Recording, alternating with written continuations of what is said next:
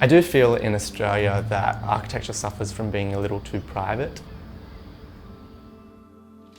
In dense environments and on small sites, I think it's important for our buildings to breathe and open up to the rear laneway or a park or the street. My name is Dean Williams. I'm the Director of Architect George, and I live here with my partner and my dog Monty.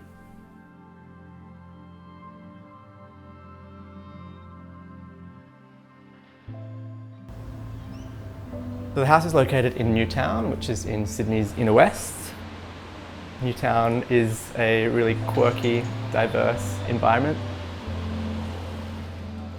There's a great sense of community in Newtown, and it's a great place to live. The original house was built in the 1930s. It would have been built as a modest workers' cottage, providing cost-effective housing for people in the Newtown area. The footprint of the home is 35 square metres, and with us adding the second storey, the total size of the house is just under 60 square metres. We lived in the home for about 2 or 3 years before we undertook the renovation.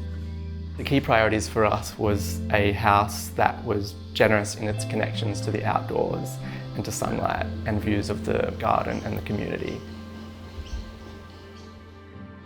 The building was livable. However, it was very enclosed, very small. It had a series of pokey rooms, but the structure was in relatively good condition. When you walked through the front door, you entered into a small living space, which was completely disconnected from the rear courtyard. And then upstairs, there was a small attic accessed by a pull-down ladder, which is where we used to sleep. Removing a few internal walls and a rear bathroom addition provided some dramatic improvements to the site. Upstairs, we retained the existing loft and added 2 bedrooms, a bathroom, and a small green roof to the back of the site. The house is in a heritage conservation area.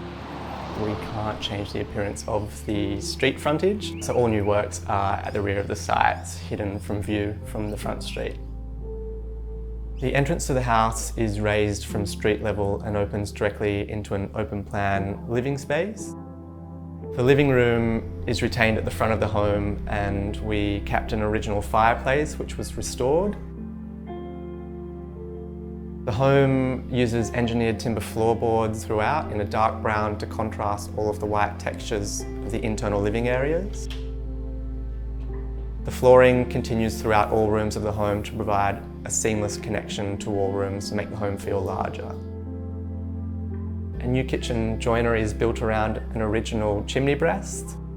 We specified a stone bench top for the kitchen island, the kitchen bench tops, and wrapping up as the splashback. On one side of the kitchen houses a dishwasher, sink, and all of the cooking facilities. The other side, under the stair, houses an integrated fridge, pantry, and a lot of the storage for the home. A thin stone island bench unit is located in the middle of the room to encourage a social place to gather when entertaining. From the kitchen to the dining room, there's a single step in the floor level, which provides this really nice delineation of the kitchen and dining functions, but connects them visually. We expose the beams of the ceiling above to give the sense of extra space. It's detailed in a way to provide shelves for books and household belongings. The dining room sits adjacent to a semi-internal light well that has dense greenery planted throughout. This light well drenches the dining space and kitchen with sunlight all day long. A new, smaller concrete block bathroom was positioned in a part of the courtyard that would have been otherwise unoccupiable because of the triangular nature of the site. The bathroom is a somewhat sculptural element in the garden, providing a curved mosaic shower with a glass skylight above. The roof of the bathroom is planted with greenery to grow over time and dangle down the concrete block walls and over the skylight. The curved shower is quite modest in size, but it kind of wraps around you like a warm hug. Tiles were only used where needed in the bathroom. The bathroom floor tiles use beautiful green terrazzo tiles to provide a seamless floor finish that looks almost like one single slab. On the first floor, the main bedroom is located at the rear of the home. overlooking the courtyard and out onto a small park with a community garden. On the other side of the room, we have floor-to-ceiling wardrobes, which provides all the storage for the bedroom.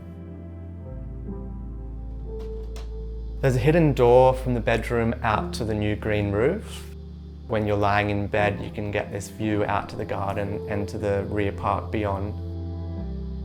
One of the key requirements of the brief from my partner was to reuse some stained glass panels from our old rear door. When the sun shines, you get these beautiful coloured patterns across the wall in the bedroom. Our second bedroom is located in the old attic where we used to sleep. It's now been repurposed as a guest bedroom for family to stay with us, and Alex utilises this room as a home office. The bedroom is located in the pitch of the existing room, and we incorporated a new large skylight to provide access to light and ventilation to this room. We have full-width storage on one side of the room, which utilises the old roof space to provide a whole bunch of extra storage for the home. Our second bathroom is located on the first floor at the top of the stair.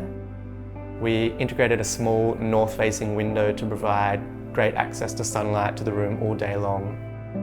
The materials in this bathroom utilise the same materials as the ground floor bathroom for consistency. It's really nice to have a small courtyard in this part of Sydney in such a dense environment. Even though it has these awkward shapes and angles, it provides a seamless extension of the living spaces. We repurposed an old outhouse at the back of the site as our laundry, which houses a washing machine and storage for shed supplies. It was really important to upgrade and repurpose this existing house rather than demolish it. It provided a more cost-effective option to provide a new family contemporary home. It's also really important to maintain our historical connection to our cities by retaining our streetscapes. We deliberately make spaces smaller if it provides more opportunities for improved access to sunlight, the outdoors and ventilation.